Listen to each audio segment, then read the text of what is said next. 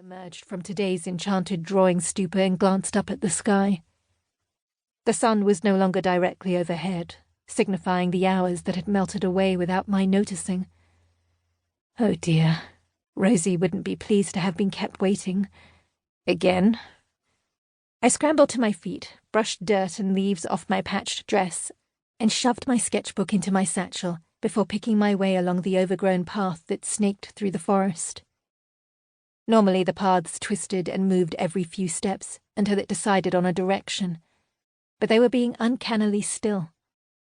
I glanced imploringly up at the towering trees. "Could you show me a shortcut? Rosie is waiting." Like a loyal friend, the forest heeded my plea. The path before me quivered. I watched it rearrange itself to curve northeast before I followed it as quickly as I dared, without risking tripping over any protruding roots, stealing only a single glance behind me to see the path wriggle back to its original position. The path ahead meandered to the forest's edge, where dear Rosie waited, arms crossed and wearing an exaggerated pout. "It's about time you showed up. I was running out of stories to explain your absence." Doubtful. Rosie never ran out of stories. I offered a repentant smile. "Did you come up with any good ones?" Asking Rosie about her stories did wonders for her ill humour. A thoughtful pucker lined her brow as she pressed her thumb to her lips. "Plenty. Each more fantastic than the last. Shall I share my favourite?" She looped her arm through mine, and we strolled along the forest's border. "I imagined you'd met a dark and handsome stranger in the woods and fallen madly in love."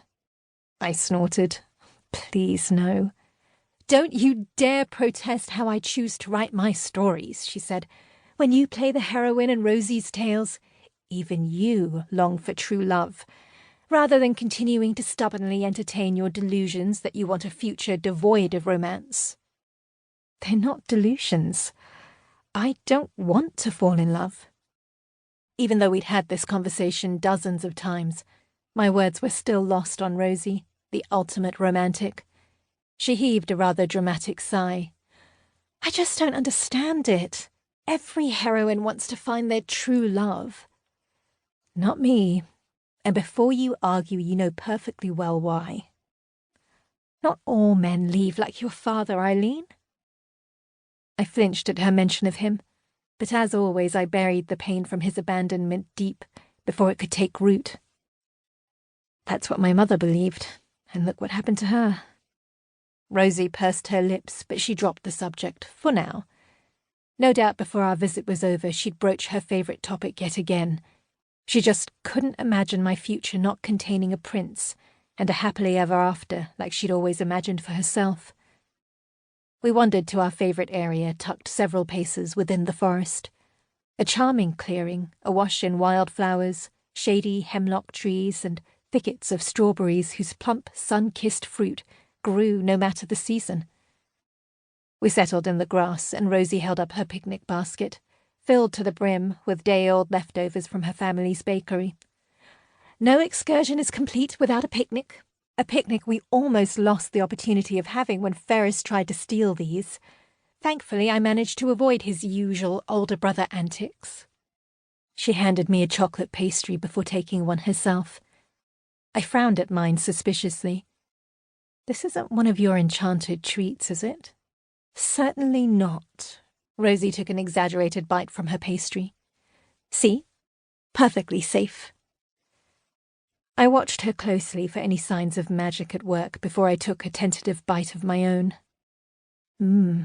Moist, fluffy, chocolatey. "I never know with you." She giggled unrepentantly. "I do like to experiment, but I'd never give my best friend something spelled without telling her first. Unless it was a love spell." She gave me a pointed look that made me fear she actually planned to concoct a scheme such as that some time in the future. She indelicately shoved the remainder of her pastry in her mouth and licked her lips. "Unfortunately, I haven't had a chance to bake from enchanted sweets and delights for ages. Mother has suspected I've been sneaking peeks at it and now locks the book away. So far, my quest to steal it back has been unsuccessful."